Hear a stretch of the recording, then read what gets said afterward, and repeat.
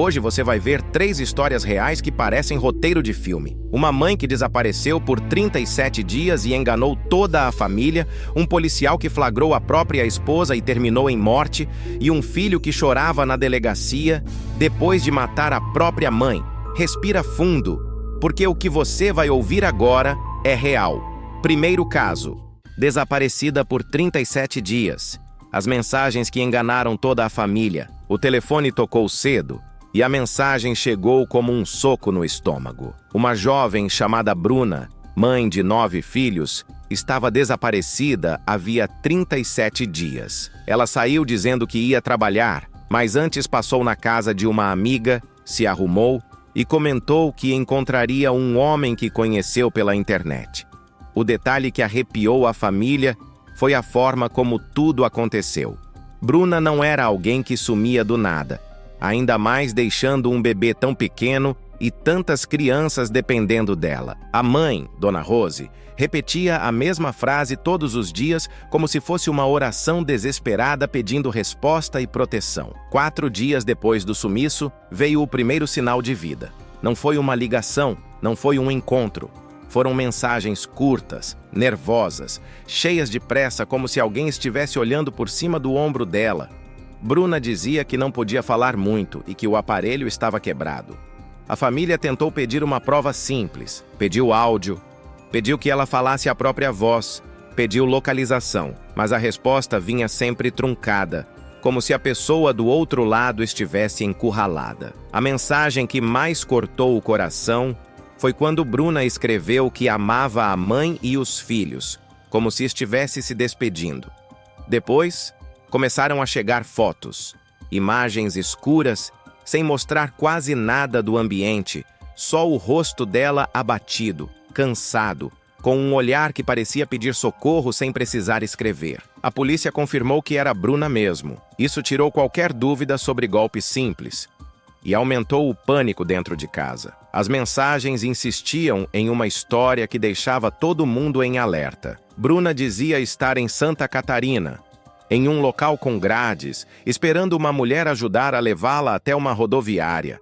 A família não entendia nada, porque ela não tinha parente lá, não tinha motivo para estar tão longe. Enquanto isso, outro elemento aparecia como pista silenciosa. A conta bancária de Bruna teve movimentações estranhas depois do desaparecimento. Um saque alto, depois um gasto pequeno, como se alguém estivesse testando o cartão. Para Dona Rose, aquilo era como um recado frio. Alguém queria mostrar que tinha controle sobre a vida dela. E como se a dor ainda fosse pouca, veio a pior consequência. Sem a mãe por perto e com a avó sem condições de cuidar de tantas crianças sozinha, o conselho tutelar levou 7 dos 9 filhos para um abrigo. A casa ficou vazia, mas os desenhos das crianças ficaram ali, como lembrança do que estava sendo arrancado. A filha mais velha, adolescente, dizia que a mãe estava diferente nos dias anteriores ao sumiço. Bruna vivia no celular, não deixava ninguém mexer, se irritava quando perguntavam algo, como se escondesse um segredo pesado. A família passou a desconfiar que o encontro marcado pela internet tinha sido a porta de entrada para a tragédia. Só que havia algo que não encaixava. Se Bruna estava presa, por que nunca mandava um áudio? Se estava em perigo real, por que em alguns momentos as mensagens pareciam calculadas demais, como se alguém tentasse construir uma narrativa pronta? A cada dia sem resposta, a esperança virava medo. A polícia, por outro lado, começou a seguir o rastro dos gastos. Em vez de acreditar apenas nas mensagens, foi atrás do que é mais frio e mais confiável, o caminho do dinheiro. Os investigadores buscaram comprovantes, identificaram locais das compras e foram direto aos comércios para perguntar se alguém reconhecia a Bruna. E então, o caso virou de cabeça para baixo. A informação chegou de repente, como um raio no meio da noite. Bruna foi encontrada em Carapicuíba, na Grande São Paulo, dentro de uma comunidade dominada pelo crime. Ela estava viva. E naquele instante, a história de Santa Catarina começou a desmoronar. Quando Bruna apareceu, a mãe quase não conseguiu falar. Era emoção misturada com choque, porque a alegria de reencontrar vinha junto com uma pergunta que ninguém queria fazer. mas todo mundo precisava ouvir. Onde você esteve esse tempo todo? E por quê? Bruna disse que estava sendo ameaçada por um ex-companheiro e que ficou escondida por medo de morrer. Confessou que nunca esteve no sul do país e quando perguntaram sobre as mensagens pedindo socorro, sobre o medo de envolver a polícia e sobre as fotos sombrias, ela não explicou tudo com clareza. O delegado foi direto e a conclusão foi dura. A investigação apontou que não houve sequestro e nem cárcere. Bruna saiu por vontade própria e a versão do cativeiro teria sido criada para despistar. A polícia chegou até ela, cruzando os gastos do cartão e o reconhecimento em estabelecimentos próximos. No fim, a sensação que sobra é um aperto estranho.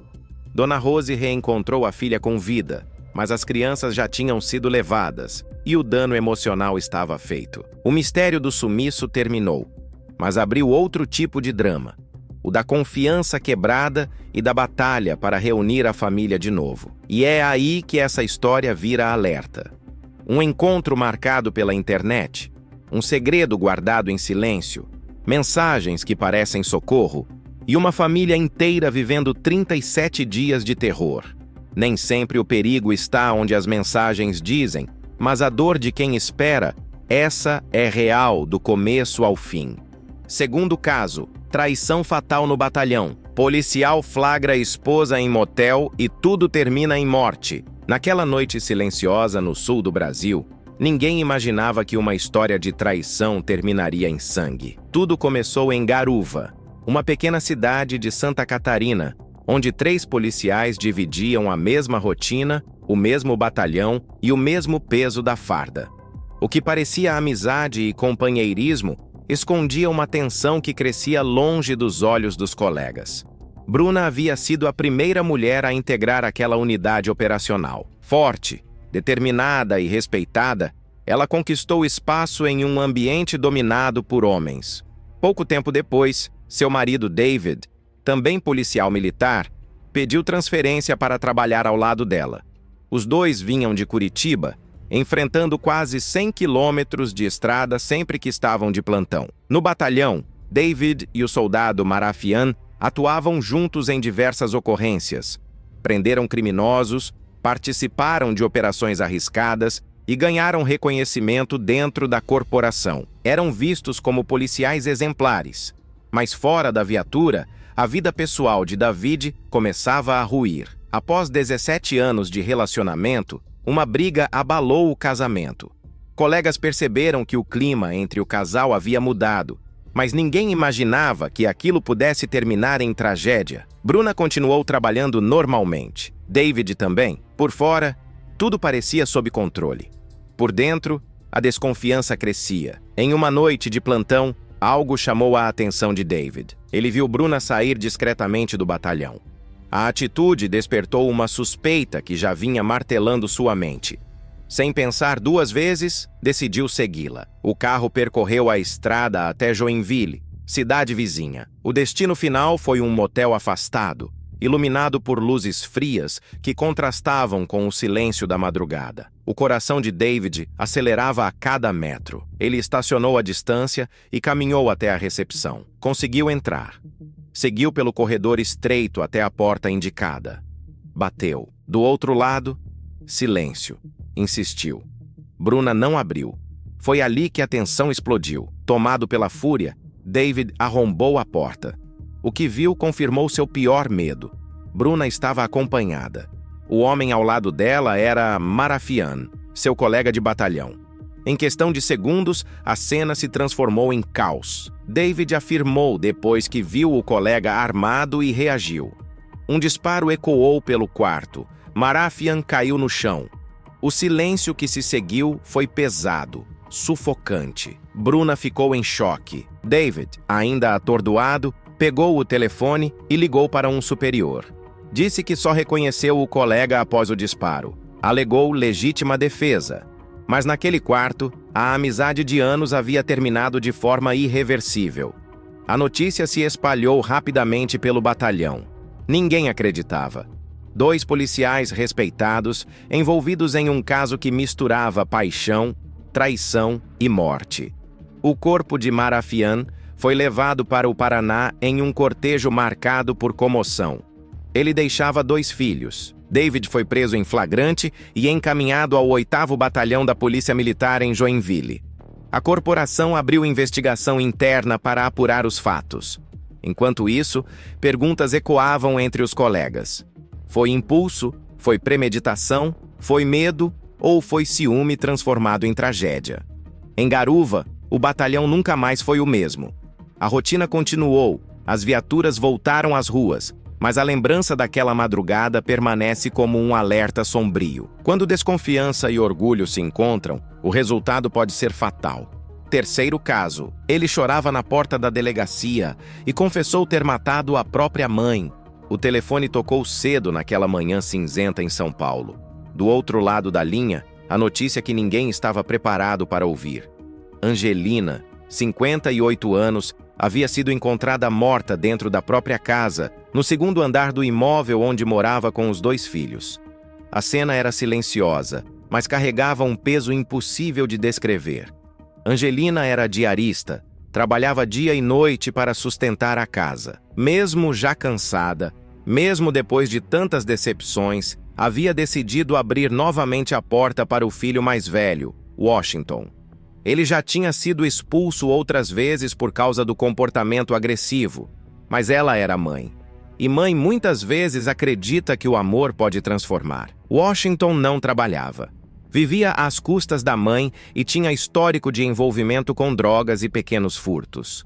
Segundo vizinhos, era conhecido por brigas constantes e explosões de raiva. Dentro de casa, a tensão era rotina. Discussões altas, portas batendo, xingamentos atravessando as paredes durante a madrugada. O filho mais novo, Renan, havia se mudado para a casa cerca de 1 mês antes. Ele contou depois que a mãe já vinha reclamando do comportamento do irmão. Dizia que Washington gritava, que a humilhava, que estava cada vez mais agressivo. Mas quando Renan estava presente, o irmão se controlava, como se vestisse uma máscara temporária. Na noite do crime, Renan saiu cedo para trabalhar. Deixou a mãe bem, aparentemente tranquila. Não imaginava que aquele seria o último dia em que a veria com vida. Durante a madrugada, alguns vizinhos ouviram uma discussão abafada, mas ninguém saiu para verificar. Era mais uma briga, pensaram. Quando Renan voltou para casa no fim do dia seguinte, estranhou o silêncio. O quarto da mãe estava trancado. Algo dentro dele dizia que havia algo errado. Ao perceber que Washington também não estava em casa, a inquietação virou medo. Ele encontrou a chave e decidiu abrir a porta. O que viu jamais sairia de sua memória. Angelina estava caída ao lado da cama.